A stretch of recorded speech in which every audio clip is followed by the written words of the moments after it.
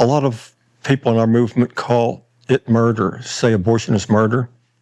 But when the government is participating in it, then it's a war crime and a crime against humanity. Civilians, innocent civilians, are being slaughtered, and we have body counts, and we have bombings, we have soldiers, we have war criminals, and death. So those who are attuned into these things realize that this is war. As long as babies are being killed with government assistance, it's war. The Lord is going to restore his people to power. We're going to win this war. We will stop this wickedness. We won't be able to stop it ourselves. It'll be the Lord doing it. In these abortuaries where they torture babies to death, a lot of times it's a satanic ritual, a satanic ceremony. Over 1 million slaughtered every year and over 3,000 every day. Here you got this blonde-haired girl over here, and she's waited thousands of years in the heart of God for her only chance at this life. But then a few weeks ago, she was conceived, and now tomorrow her mother has an appointment to take her in and be dismembered and tortured to death.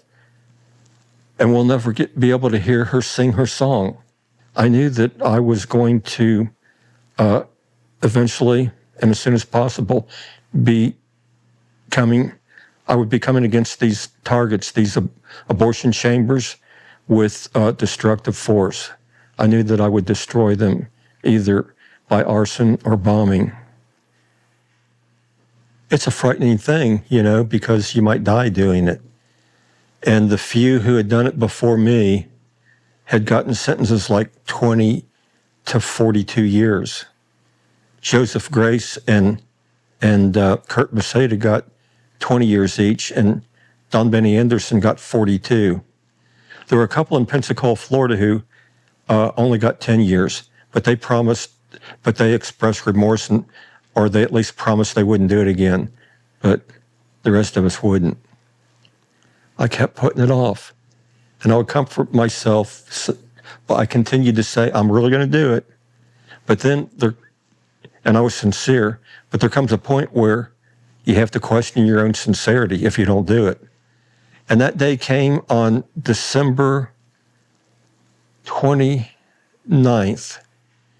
1985. They were having a national organization was going across the country trying to recruit people into anti-abortion activism. And they were carrying with them the 7 bodies of aborted babies. Looking at these babies lying there like that, having been tortured to death, it was hard for me to look at. And I had this urge to cover up their bodies against the horrible cold, even though I knew that they were dead and could not feel anything, but it was so hard. But I forced myself to look at them to strengthen my resolve to do what I was going to do. So then at one point, and Planned Parenthood, this was in front of Planned Parenthood of Cincinnati, and it was a well-publicized event. And so Planned Parenthood's supporters were lined up on their front yard right at the edge of the sidewalk. And so at one point, our people took these caskets, 7 caskets of these little babies, and walked across the street and carried them slowly along in front of this line of pro-aborts. So when they're going over, I'm thinking to myself now, once they see these babies, they'll no longer be able to say, oh, they're just formless blobs of tissue. They'll see that these are human beings, precious babies.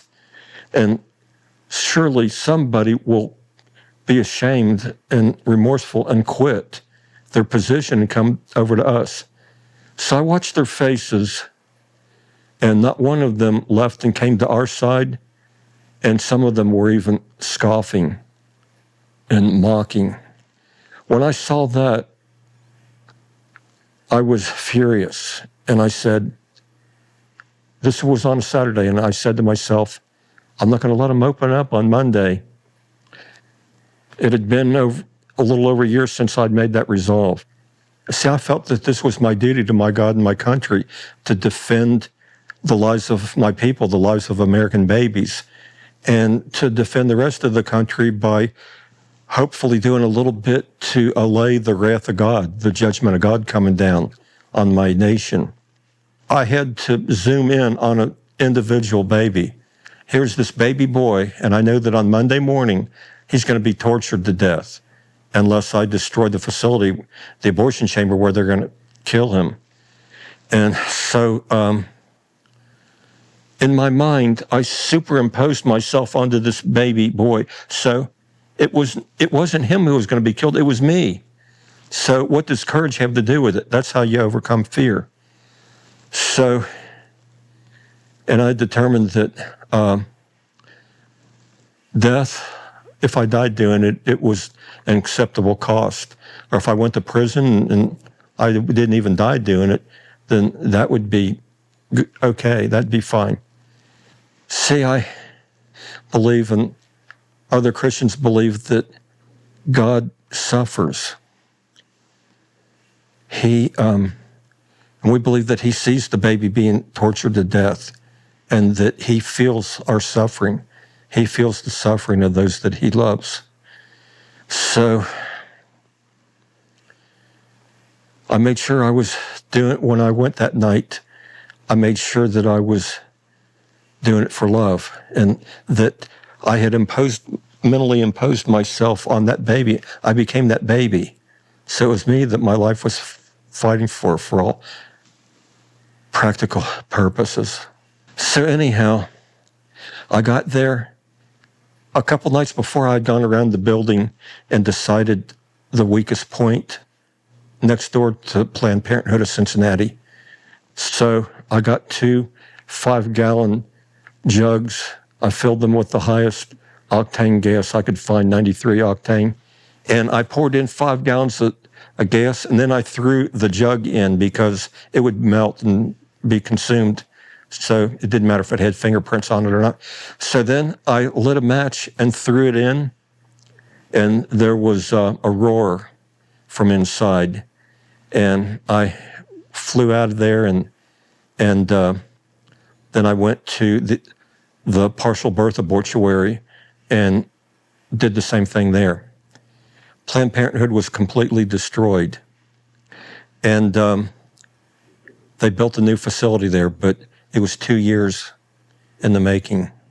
The first fires, they were in Cincinnati. And when it was successful and I got away with it, I said, hey, I didn't get killed and I'm not in prison. So anything else from now on is gravy. I had already decided that death would be an acceptable price. So I said, I'm not going to stop until I'm killed or arrested. I got away with it for 2.5 years until I was caught in a sting operation down in Pensacola, Florida. They arrested me, and they had me dead to rights, but I felt that I was not guilty, and so on principle of it, I refused to plead guilty, even though I knew they had me, because if you plead guilty, you're admitting to wrongdoing, and I felt that I was doing my duty to my God and my country by defending the lives of my people and trying to hopefully delay the wrath of God coming down on my family, my country, and those I loved. Of course, I was found guilty. So I ended up spending 2,477 days in jail. And if you ask me, was it worth it? I'll say, well, there's a 35-year-old woman walking around in Cincinnati now with a baby of her own. Ask her, was it worth it? And was it worth it for me personally? Extremely so. One man's terrorist is another man's freedom fighter. The Army of God is just a fraternal organization of convicts like us that have done these things and gotten out of prison, and our supporters, those who believe in our strategy and tactics. We get together and have picnics. We had one here for the Army of God in the backyard here many years ago. Maybe we've had a couple. We get together for banquets, but there's no commander. There's no membership list. Nobody pays dues, and there's no oath that you have to take. It's just a concept, really. And the FBI really thoroughly investigated the Army of God and came to the same conclusion that I just told you, that it's no real organization. It's just a concept. And so anybody can say they're a member of the Army of God, but those of us who are will say, not if you condemn the use of force, not if you condemn preemptive first strikes to save babies' lives. So, but nobody ever has. That wasn't on our side. What was your life like before you became involved in this war? Well, it wasn't all that happy because of the horrible marriage that I was in, and I was working a job that I hated. I felt better, about things when I got involved, and I had this passion, that helps me a lot with fulfillment, and especially after the fires I set in 1985. I grew up in the Methodist church, and so, but as a young man, I backslid, and I became an alcoholic, real severe too. So I went into a Christian rehabilitation program, and the Lord delivered me. The Lord healed me of alcoholism.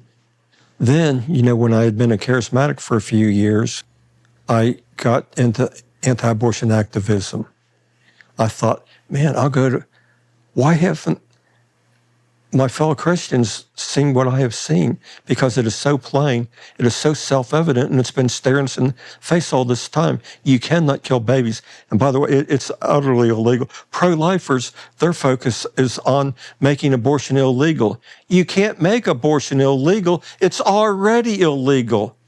It's against the law of God, and it's against the law of nature.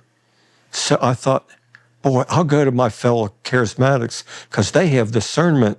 And I don't know how they haven't seen this in all this time, but when I explain to them what I've seen, they'll surely say, yeah, you're right. We got to do something. But it was just the opposite. They rejected me. And because, I was talking to them about war. They're afraid. So they have to do something to hide their cowardice. And so they say you're unjust. And I remember one guy in particular who was a real prominent and real popular charismatic and a sought-after speaker. He said, I don't see the Spirit of Christ in you. I see the spirit of the devil. And I was just shocked because I knew that I was telling him the truth. And we had a duty, like our founding fathers, George Washington, Patrick Henry, Thomas Jefferson, John Adams, like they had a duty to wage war, to stop injustice. Did you ever wonder if he was right? Did I ever wonder? Yeah. Did never. you ever doubt yourself or never question whether? Never had any doubt. Here, these people over here, they're being tortured to death. They're innocent, and this incurs the wrath of God. And I feel sorry for these precious babies, and I feel sorry for God who sees their suffering. And you ask me, why did I do that? If it's not obvious, I don't understand the question.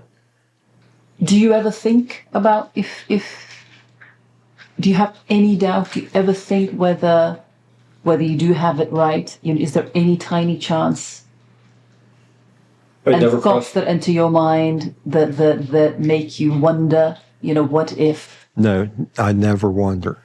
No, it's never crossed my mind. It never crossed my mind before 2 minutes ago when you first brought it up, but I still am 100% confident. I look at America today like we're two nations. One who reveres the Lord and those who hate God and love death. So I tell my friends, who say, oh, judgment's coming. I'm saying it's not coming on us because we're not the same nation as these other people. Barack Obama, Bill Clinton, the Bushes, and on, they are, we're not part of their nation. They're a separate nation. We're the real Americans. We're the ones that if we could bring George Washington and Patrick Henry back, they would say that we're the real Americans. I've been out of prison for almost a quarter of a century now. And I go to confrontational rallies, going to an abortuary and confronting them and crying out for mercy for the babies to the mothers going in. Sometimes we are able to save a baby or two. So it's tragic that the other ones are killed. But if one of the babies we saved was you, it would be wonderful, wouldn't it? I'm not done yet, but I doubt that I would be engaged in any covert operations like that anymore because of health concerns. I'm 68 now. I'm too old for that stuff now. I have all these health problems. Do you wish you could? Yeah. Every day I'm remorseful. Really? Yeah. Why? Because babies are being killed and my response is not proportionate to the enormity and magnitude of the evil and the urgency and level of desperation. But he asked me something about maybe what motivated me. Shame. How so? Because I was ashamed for not doing it. Every morning when I get up, I realize that the eye of the Lord is on me.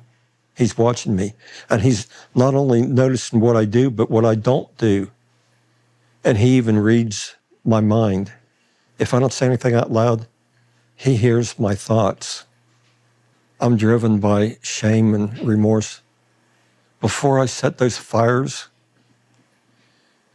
and I went in the bathroom at night to brush my teeth, I couldn't look in the mirror and hold eye contact with myself for a very long time. But after I set those fires, I could look myself in the mirror for indefinitely. I could look into my eyes, staring back in the mirror indefinitely. Yeah, I'm remorseful all the time. Because I'm, like I said before, because my responses now are disproportionately too low as far as the enormity and magnitude of the evil and the urgency and level of desperation. I feel like I'm in the twilight zone. It's hard to believe this is all happening. I'm talking about all the evil, abortion and all the other kinds of evil. It's been going on for a long time, and as long as it's been going on, I still wish I could just wake up and that it's not going on and find that it was just a dream. It's surreal. It's like I'm in the twilight zone and I can't get out. I can't find an exit. Why did you choose the method of destroying the facilities? Why didn't you choose the method that other men have chosen, which is to kill the abortion provider himself? Okay, here's why. I did believe back then that it would be moral and right to kill abortionists because killing them because what they do is a war crime, and so therefore, since they're killing innocent civilians, it would be an act of defensive warfare to take them out. But here's why I didn't do it even back when I was a young man. I had a full-time job, and I had stuff going on in my life. I didn't have time to stalk an abortionist and find out, his patterns and everything. I had to work for a living, and that takes a lot of time. If there was some young man who was independently wealthy and had all the time in the world on his hands, he could devote that time